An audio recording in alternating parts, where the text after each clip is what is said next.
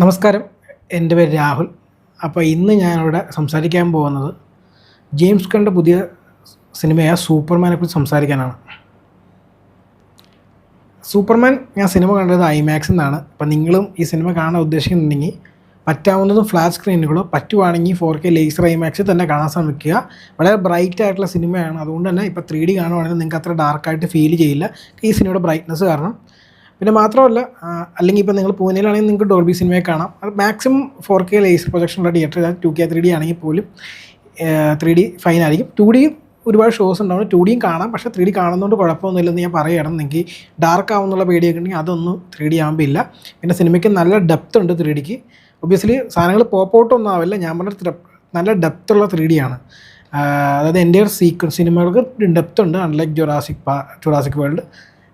പിന്നെ കൺവേർഷൻ നല്ല 3D കൺവേർഷനായിരുന്നു. Obviously ഞാൻ പറഞ്ഞില്ല, പോപ്പ് ഔട്ട് സീനുകളൊന്നും പ്രതീക്ഷിക്കരുത്, ആ 3D അല്ല. അപ്പോൾ പറ്റുവാണെങ്കിൽ ഐമാക്സ് തന്നെ കാണാം. കാരണം ഈ സിനിമയുടെ അഭിപ്രായം എൻ്റെ പേഴ്സണൽ അഭിപ്രായമാണ്. നിങ്ങൾക്ക് ചിലപ്പോൾ ട്രെയിലർ കണ്ട് ഇഷ്ടപ്പെട്ടിട്ടുണ്ടെങ്കിൽ ഒബ്വിയസ്ലി നിങ്ങളത് മിസ് ചെയ്യരുത്. മിസ് ചെയ്യാണ്ട് ട്രെയിലർ ഇഷ്ടപ്പെട്ടിട്ടുണ്ടെങ്കിൽ ഒബ്വിയസ്ലി നിങ്ങൾ തിയേറ്ററിൽ പോയി കാണുക. അതും ഏറ്റവും ബെസ്റ്റ് തിയേറ്ററിൽ തന്നെ പോയി കാണുക. കാരണം തിയേറ്റർ എക്സ്പീരിയൻസ് ഈ സിനിമയുടെ നല്ലതാണ്. എനിക്കും പേഴ്സണലി ഐമാക്സിൽ കണ്ട അപ്പോൾ എക്സ്പീരിയൻസ്, സൗണ്ടും പിക്ചർ ക്വാളിറ്റി എല്ലാം അടിപൊളിയായിട്ടാണ് തോന്നിയത്. 3D എനിക്ക് ഇഷ്ടപ്പെട്ടായിരുന്നു, ഡെപ്ത് അടിപൊളിയായിരുന്നു. അപ്പോൾ നമുക്ക് റിവ്യൂയിലേക്ക് വരാം. ചിലപ്പോൾ ഈ സിനിമയെക്കുറിച്ചുള്ള വളരെ വ്യത്യസ്തമായൊരു വ്യൂ പോയിൻ്റ് ആയിരിക്കും എനിക്കുള്ളത്. ഞാൻ അതുകൊണ്ട് ആദ്യമേ എനിക്ക് ഈ സിനിമയെക്കുറിച്ചുള്ളൊരു ഞാൻ ആദ്യം പറയുകയാണ്. ഞാനൊരു ജെയിംസ് ഗൺ ഫാൻ അല്ല. എനിക്ക് ജെയിംസ് ഗണ്ണിൻ്റെ ആകെ വർക്കായ ഒറ്റ സിനിമയേ ഉള്ളൂ, അത് ഗാർഡിയൻസ് ഓഫ് ദ ഗാലക്സി 1 ആണ്. എനിക്ക് ആ സിനിമ ഭയങ്കര ഇഷ്ടമാണ്. ഞാൻ അന്ന് ഇറങ്ങിയ സമയം മുതൽ ഫേസ്ബുക്കിൽ ആ സിനിമയെക്കുറിച്ച് പോസ്റ്റ് ചെയ്തുകൊണ്ടേയിരുന്ന ഒരാളാണ്. എനിക്ക് ഇപ്പോഴും ആ സിനിമ ഇഷ്ടമാണ്. എനിക്ക് മെയിൻലി ജെയിംസ് ഗണ്ണിൻ്റെ വർക്കാവാത്ത പുള്ളിയുടെ ഹ്യൂമർ ഭയങ്കര ജുവനൈൽ ഹ്യൂമറാണ്. പുള്ളിയുടെ ഹ്യൂമർ കുറേയൊക്കെ ഈ ടോയ്ലറ്റ് ജോക്സും മറ്റുമൊക്കെ പുള്ളിയുടെ R-rated സിനിമയിൽ വർക്കാവും. എനിക്ക് പുള്ളി അത് PG-13 സിനിമകളിൽ കൊണ്ടുവരുന്നത് ഒട്ടും ഇഷ്ടമല്ല. ഗാർഡിയൻസ് ഓഫ് ദ ഗാലക്സി 1 അത് ഭയങ്കര കുറവായിരുന്നു. 2ലും 3ലും പുള്ളി ഒരുപാട് അങ്ങനെ തിട്ടിട്ടുണ്ട്. എനിക്ക് പുള്ളി ഭയങ്കര ഈസി വേ, അതായത് ഇമോഷൻ നമ്മൾ എത്തിക്കാൻ വേണ്ടി ഭയങ്കര ഈസിയസ്റ്റ് വേ പുള്ളി എടുക്കുന്ന പോലെ തോന്നിയിട്ടുണ്ട്. ഈ പട്ടീനെ കാണിച്ച് ക്യൂട്ട്നസ് കാണിക്കുക, അതുപോലത്തെ പരിപാടികൾ പുള്ളി നമ്പറുകളാണ്. പിന്നെ ഈ സിനിമ കൂടി കണ്ടതോടുകൂടി എനിക്കറിയാം ജെയിംസ് ഗണ്ണിന് ഒറ്റ ടെംപ്ലേറ്റേ ഉള്ളൂ സിനിമയ്ക്ക്, അത് ഗാർഡിയൻസ് ഓഫ് ഗാലക്സി ടെംപ്ലേറ്റാണ്. അത് എന്തുകൊണ്ടാണെന്നുള്ളത് ഞാൻ പറയും. സ്പോയിലർ സ്റ്റാർട്ട് ചെയ്യുന്ന സ്ഥലം മുതൽ ഞാൻ നിങ്ങളോട് എടുത്ത് പറയാം. നിങ്ങൾ സിനിമ കണ്ടിട്ടില്ലെങ്കിൽ, നിങ്ങൾക്ക് സ്പോയിലർ വേണ്ടാന്നുണ്ടെങ്കിൽ നിങ്ങൾ ഒബ്വിയസ്ലി അത് ആ ഭാഗം മുതൽ കാണാതിരിക്കുക. ഞാൻ സ്പോയിലർ ആണെന്ന് പറഞ്ഞിട്ട് ഞാൻ അത് പറയുള്ളൂ. ഓക്കെ, അപ്പോൾ സിനിമയെക്കുറിച്ച് പറയുകയാണെങ്കിൽ എനിക്ക് സിനിമയിൽ ഇഷ്ടപ്പെട്ട കാര്യം ഞാൻ പറയാം. ലോയിസ് ലെയിനും സൂപ്പർമാനും തമ്മിലുള്ള റിലേഷൻഷിപ്പ് കുറച്ച് കാണിച്ചിരിക്കുന്നത് എനിക്ക് ഇഷ്ടമാണ് ഈ സിനിമക്കകത്ത്. അവർ തമ്മിലൊരു കെമിസ്ട്രി ഉണ്ട്, അത് അവർ ആദ്യം എസ്റ്റാബ്ലിഷ് ചെയ്യാൻ ശ്രമിക്കുന്നുണ്ട്. വളരെ കുറച്ചേ ഉള്ളൂ, പക്ഷേ അത് എനിക്ക് ആക്ച്വലി കുറച്ചൊക്കെ വർക്കായി. പിന്നെ ഇതിനകത്ത് നമ്മുടെ മിസ്റ്റർ ടെറിഫിക് ഉണ്ട്. പുള്ളിയുടെ സീക്വൻസ് രസമുണ്ടായിരുന്നു, പക്ഷെ അതൊരു ഓൾറെഡി നമ്മൾ കണ്ടിട്ടുള്ളൊരു സീക്വൻസ് വേറൊരു രീതിയിൽ കാണിച്ച, ജെയിംസ് ഗണ്ണ് തന്നെ ഗാർഡിയൻസ് ഓഫ് ഗാലക്സി 3ൽ കാണിച്ച ഒരു സീക്വൻസിൻ്റെ കോപ്പി പോലെയാണ് എനിക്ക് തോന്നുന്നത്. But it was okay. ആ സീക്വൻസ് നല്ലതായിരുന്നു. തിയേറ്ററിൽ ഭയങ്കര റെസ്പോൺസ് ഒന്നും ഉണ്ടായിരുന്നില്ല, പക്ഷേ ഞാൻ പറഞ്ഞതാണ് അതൊരു രസമുള്ള സീക്വൻസ് ആയിരുന്നു. പിന്നെ ഈ സിനിമ ഭയങ്കര ബ്രൈറ്റാണ്, ഭയങ്കര കളർഫുള്ളാണ്. അതുകൊണ്ട് തന്നെ 3D സിനിമകൾ കാണുമ്പോഴുള്ള ഇരുട്ടാവുന്ന പ്രശ്നമൊന്നും ഈ സിനിമയ്ക്കില്ല. ഓക്കെ, പിന്നെ പോസിറ്റീവായിട്ട് എന്താ പറയാൻ പറ്റുക, മ്യൂസിക് വലിയ കുഴപ്പമില്ലായിരുന്നു. പക്ഷേ പേഴ്സണലി എനിക്ക് ഒരു പുതിയ യൂണിവേഴ്സ് സ്റ്റാർട്ട് ചെയ്യുമ്പോൾ പഴയ നൊസ്റ്റാൾജിയ ഉപയോഗിക്കുന്ന പരിപാടിയിൽ എനിക്ക് വലിയ യോജിപ്പില്ല. ഇപ്പോൾ ജുറാസിക് പാർക്ക് പോലെ സിനിമയിൽ പഴയ മ്യൂസിക് ഉപയോഗിക്കുന്നതിനോട് എനിക്ക് എതിർപ്പില്ലാത്തതിൻ്റെ റീസൺ എന്ന് വെച്ചാൽ അവരതിൽ പറയുന്നുണ്ട് അത് ഒരേ വേൾഡിൽ സെറ്റ് ചെയ്ത കഥയാണെന്നുള്ളത്. പക്ഷേ എൻ്റെ ഉള്ളിൽ വേറൊരു പുതിയ യൂണിവേഴ്സ് എല്ലാം തുടച്ച് നീക്കി തുടങ്ങുമ്പോൾ 1978-ലെയും 2000-ലെയൊക്കെ മ്യൂസിക് റീയൂസ് ചെയ്യുന്നതിനോട് എനിക്ക് വലിയ യോജിപ്പുള്ള ഒരാളല്ല ഞാൻ. ഒരു പുതിയ യൂണിവേഴ്സ് ക്ലീനായിട്ട് തുടങ്ങുമ്പോൾ എല്ലാം ക്ലീനായിട്ട് സ്റ്റാർട്ട് ചെയ്യണം എന്നുള്ള പേഴ്സണൽ അഭിപ്രായമുണ്ട്. പിന്നെ രണ്ടാമത്തെ കാര്യം, ഇവർ സൂപ്പർമാൻ സിനിമയിലേക്ക് ഡയറക്റ്റ് പോയി എന്നുള്ളത് ഒരു നല്ല കാര്യമാണ്. നമ്മൾ പിന്നെയും ക്രിപ്റ്റൻ തകരുന്നൊന്നും കാണിക്കേണ്ട കാര്യമില്ല. അത് എനിക്കിഷ്ടമായി. പിന്നെ ഇഷ്ടപ്പെടാൻ മാത്രം എന്താണുള്ളത് ഈ സിനിമയ്ക്കകത്ത്,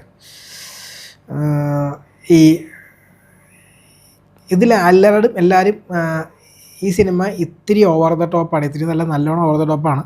അപ്പോൾ അവരെ കൊണ്ട് പറ്റാവുന്ന രീതിയിൽ എല്ലാവരും പെർഫോം ചെയ്യുന്നുണ്ട്.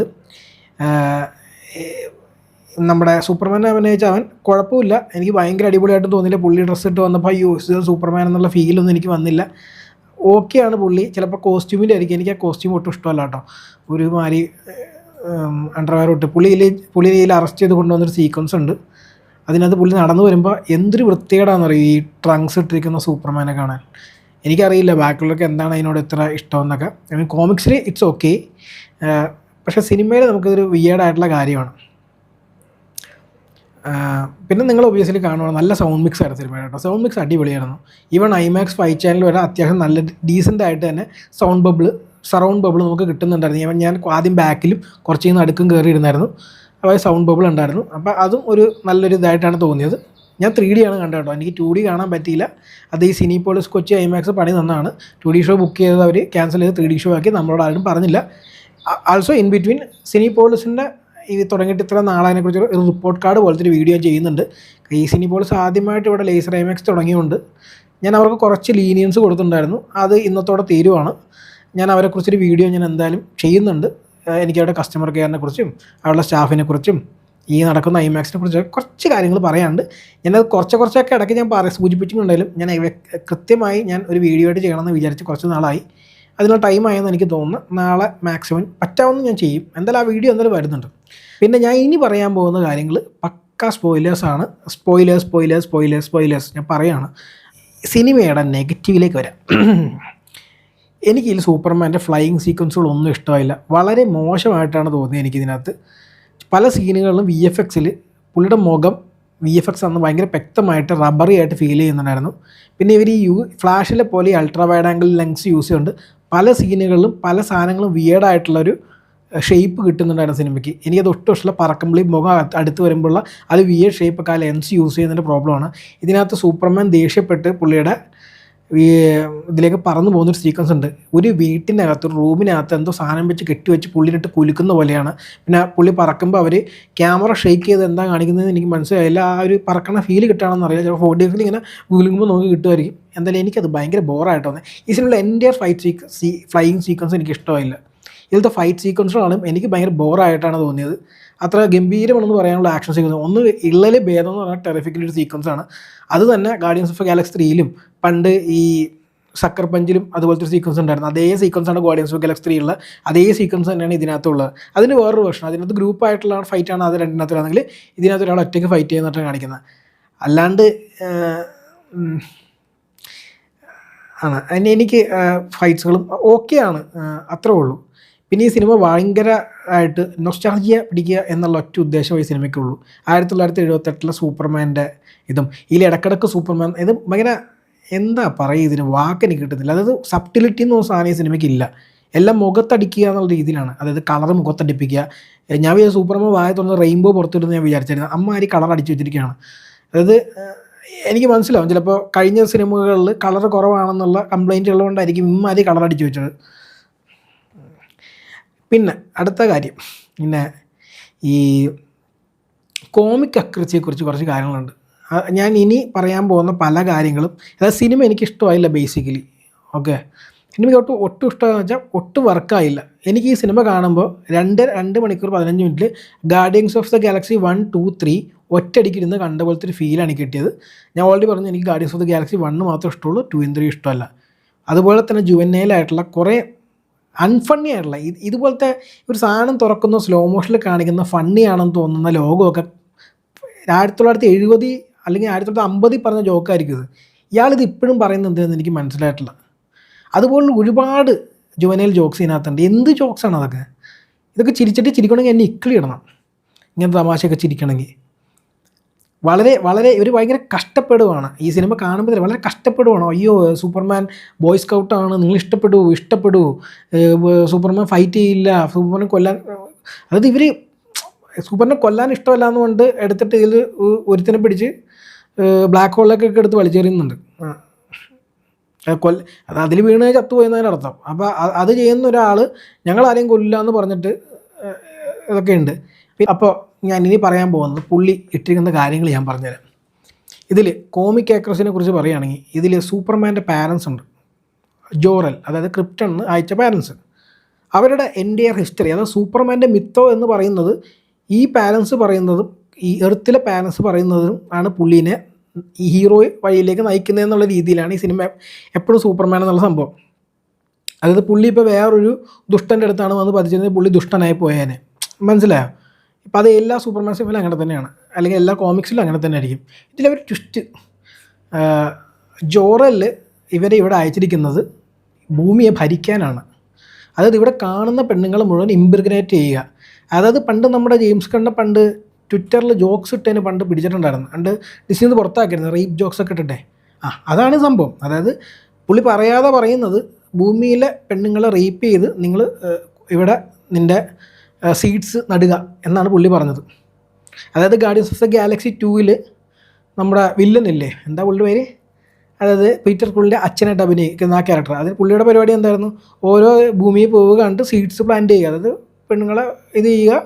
അപ്പോൾ പുള്ളി ജോറലിൽ സൂപ്പർമാനോട് പറയുന്ന മിസ്സായിപ്പോയ മെസ്സേജാണ് അത് പറയുന്നത്. ജോറലിൽ ദുഷ്ടനാക്കി. അതായത് ഈ സിനിമ വേറൊരു കാര്യം എസ്റ്റാബ്ലിഷ് ചെയ്യാൻ വേണ്ടി സൂപ്പർമാൻ്റെ എൻ്റെയർ മിത്തോ ചേഞ്ച് ചെയ്യണം. അതിൽ ഈ കോമിക് അക്യുറസി കാരണം പഴയ സൂപ്പർമാൻ ഇഷ്ടപ്പെടാത്ത കുറേ ആൾക്കാരുണ്ടല്ലോ, അവർക്ക് വേണ്ടിയ സിനിമ എടുത്തത്. അവർ പറഞ്ഞത് ജെയിംസ് ഗൺ കോമിക് ആക്യുറസി ഉരുട്ടി തരുന്നതാണ് ഞാൻ പറഞ്ഞത്.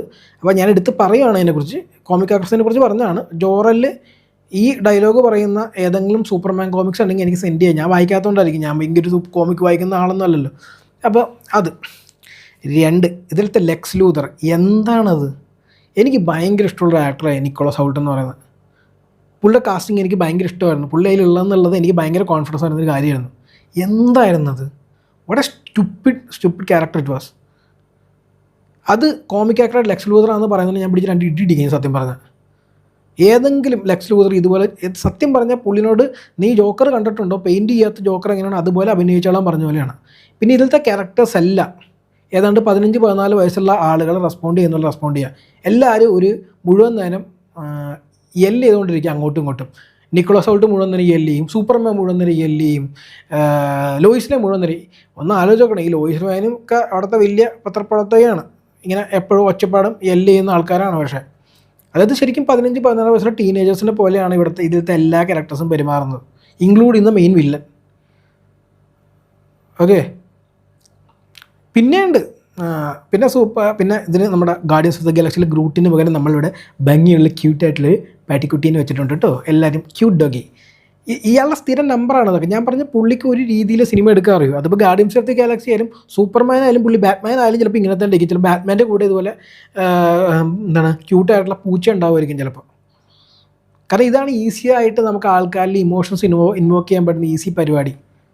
ഓക്കെ, പിന്നെ ഇതിൽ പറയാൻ പറ്റുന്ന ഒരു മെസ്സേജ് ഉണ്ട്. അത് സിനിമയിലൂടെ ആൾക്കാർക്ക് മനസ്സിലാവുന്ന പുള്ളിക്ക് നന്നായിട്ട് അറിയാവുന്നതുകൊണ്ട് അവസാനം ഒരു എൻ്റെയർ എപ്പിലോഗ് ഉണ്ട്. ഇതാണ് ഞങ്ങൾ പറയാൻ ഉദ്ദേശിക്കുന്ന മെസ്സേജ് എന്ന് പറയാൻ വേണ്ടി. എന്നിട്ടൊന്നും മനസ്സിലാകാത്ത ആൾക്കാരുണ്ടെന്ന് ഞാൻ ഇന്ന് മനസ്സിലാക്കി. പക്ഷേ ഞാൻ പറയാണ്, ഈ സിനിമയുടെ ക്ലൈമാക്സിൽ പിന്നെ അവർ വീണ്ടും അത് കാണിക്കുന്നുണ്ട്. ഇതാണ് ഞങ്ങൾ പറയാൻ ഉദ്ദേശിക്കുന്ന മെസ്സേജ്. അതിനാണ് ജോറലിനെ വില്ലനാക്കിയത്. അതായത് സൂപ്പർമാൻ്റെ മിത്തോ മുഴുവൻ പൊളിച്ചിട്ട് പുള്ളിയുടെ നാച്ചുറൽ ഫാദറിനെ വില്ലനാക്കി കാണിച്ചതിൻ്റെ റീസൺ ഇയാൾക്ക് ഈ മെസ്സേജ് തരാനാണ്. കോമിക് അക്രസിയുടെ ഒക്കെ ഒരു പോക്കേ. ഈ 2 പിന്നെയുണ്ട് ജെയിംസ് ഗണ്ണിൻ്റെ നിക്കോളസ് ഹോൾട്ട്, നല്ലൊരു ആക്ടറാണ്. പുള്ളിനെ കൊണ്ട് പരമാവധി ചെയ്യാൻ പുള്ളി ശ്രമിച്ചിട്ടുണ്ട്. പക്ഷേ അത്രയും മോശമായിട്ട് എഴുതിയൊരു ക്യാരക്ടറാണ് പുള്ളി അങ്ങനെ ചെയ്തത്.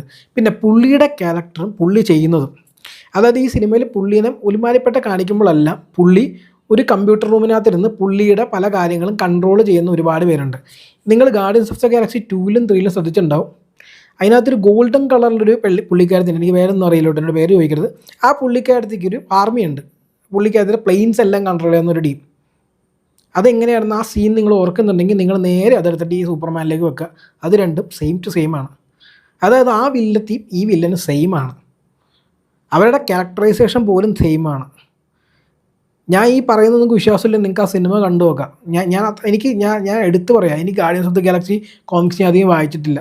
അതുകൊണ്ട് ഞാൻ സിനിമ കണ്ട കാര്യം മാത്രമേ എനിക്ക് പറയാൻ പറ്റൂ.